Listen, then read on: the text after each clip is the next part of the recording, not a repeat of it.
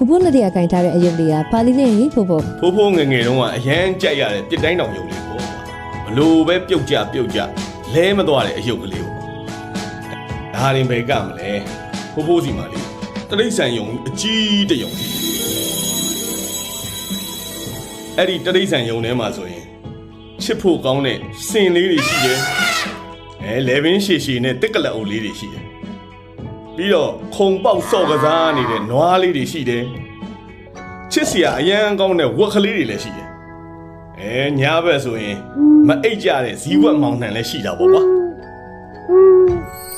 ဒါကတော့ဖိုးဖိုးငယ်ငယ်တုန်းကစိတ်ကူးရင်ပြီးစော့ခဲ့ရတဲ့အယုတ်လေးတွေပေါ့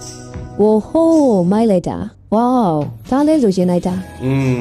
အခုဆိုသူတို့လေးတွေလည်းဖိုးဖိုးလွမ်းနေတော့ရောပေါ့ဒါဆိုရင်မနေ့ပြန်သွားရှာကြမယ်လေကောင်းမကောင်းဟေး